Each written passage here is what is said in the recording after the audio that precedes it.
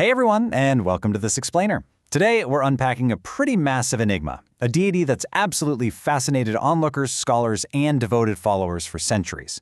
We are looking at the Panchamukhi, or five-faced, 10-armed form of the Hindu god Hanuman. This form is fiercely protective, totally shrouded in mystery, and honestly just visually stunning. So whether you're deeply familiar with Hindu theology or you're just kind of curious about ancient iconography, this incredible cosmic guardian has a truly fascinating history, and we're going to decode it step by step today. Let's dive in. To really set the stage here, let's just ask the obvious question. What exactly is the story behind Panchamukhi Hanuman? Now, this isn't some modern internet query. This is the exact same question that completely baffled British writer Edward Moore way back in the early 1800s when he first encountered this bizarre, fierce image. And honestly, it's the exact same question a lot of people still ask today. Because despite his immense global popularity, this specific form of Hanuman remains deeply, deeply mysterious. What's truly fascinating here is the sheer anatomical anomaly we're dealing with. I mean, 5 faces, 10 mighty arms, 15 eyes.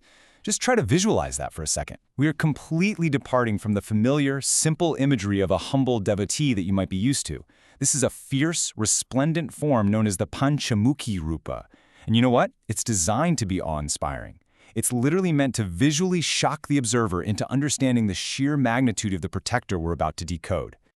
Okay, Section 1. The Underworld Rescue Mission, a high-stakes demonic heist. So to understand why this wild form even exists, we have to look at its mythological origin, which springs right out of the Kritabas Ramayana. That's the Bengali version of the grand epic. Let's walk through the exact steps of this super high-stakes tension. Step 1. During the Great War in Lanka, the demon king Mahiravana abducts Rama and his brother Lakshmana, literally dragging them down into the underworld. Step 2, Hanuman goes to rescue them, but bam, he hits an impossible puzzle. The demon's life force is magically hidden inside 5 separate lamps, and get this, these lamps are placed in 5 entirely different directions. The only way to defeat the demon is to extinguish all 5 lamps at the exact same moment. No pressure, right? So the crucial point is right here in Step 3. Hanuman is forced to shift forms. He assumes this massive, 5-faced form facing all directions simultaneously, and just blows out the lamps all at once. In that single act of cosmic multitasking, the Panchamukha aspect was born, the ultimate destroyer of darkness. Moving on to Section 2, Decoding the 5 Faces, Mapping the Sacred Anatomy. All right, so that origin story explains the why, but what about the what? We're pulling this specific visualization directly from a sacred text called the Sudarshana Samhita, which provides this highly vivid, almost cinematic description of the form. Basically, each face is a distinct animal form guarding a specific direction, creating a full 360-degree circle of protection. To the east, you have the monkey face of Hanuman himself, described as blazing like a billion suns with sheer courage. To the south, the terrifying lion face of Narasimha roars out, and that's designed to destroy every shadow of fear. Over to the west, we have the eagle Garuda, spreading these wings of strength to crush poisons, serpents, and ghostly afflictions. Facing north is the boar Varaha, conquering the underworld and destroying plagues and feverish spirits. And finally, pointing straight up to the heavens, is the horse-face Hayagriva, representing absolute divine knowledge and victory. It is, quite literally, a complete impenetrable cosmic shield. Next up, Section 3, The Tantric Connection, from Devotee to Wrathful Protector. Now, because of these mysterious origin stories and that terrifying anatomy we just discussed, this form of Hanuman actually shifts away from mainstream gentle devotion and moves deeply into esoteric tantric practices. Take a look at the contrast. On the left, we have the Hanuman most people know, the familiar 2-armed devotee kneeling humbly, carrying a mace, entirely devoted to Rama. But on the right, we have the Tantric Hanuman, sometimes known as Hanubhairava in texts like the Srivajarnava Tantra. And wow, this figure is wrathful. He's many-faced. He isn't just serving. He is actively conquering death, ego, and impurity. It's a massive, massive shift in energy, going from pure devotion to highly dynamic, aggressive protection. Let's break down these specific tantric attributes a bit more. First, this image perfectly mirrors the wrathful deities of Tantra who embody both protection and destruction at the exact same time. Second, he acts as this supreme purifier who wards off ghosts and unseen afflictions. In fact, in places like the famous Mehendipur Walaji temple in Rajasthan, you'll actually see him worshipped right alongside dark, fierce deities like Mahakala or Bhairava. Fourth, the iconography sometimes even features him trampling a corpse, which is a really potent metaphor for conquering death and the human ego. And finally, and perhaps most importantly for the practitioner, this tantric worship is all about immediacy. It's not about waiting around for good karma in the next life. It's a sadhana, a practice that seeks direct, immediate, rapid results to cure diseases or solve really urgent problems. Which brings us to Section 4, 3 Hymns of Protection, Invoking the Cosmic Shield. So, you might be wondering, how do everyday people actually interact with this intense, fast-acting energy? How do they invoke this massive cosmic shield for their own mind, body, and spirit? Well, to ground us, consider this beautifully translated line from the famous Hanuman Chalisa. All diseases and suffering are destroyed when one constantly chants the name of the brave Hanuman. I mean, that perfectly encapsulates the mindset here. Hanuman is not just confined to some distant spiritual realm. His grace offers absolute, tangible relief from physical sickness, emotional trauma, and very real worldly obstacles.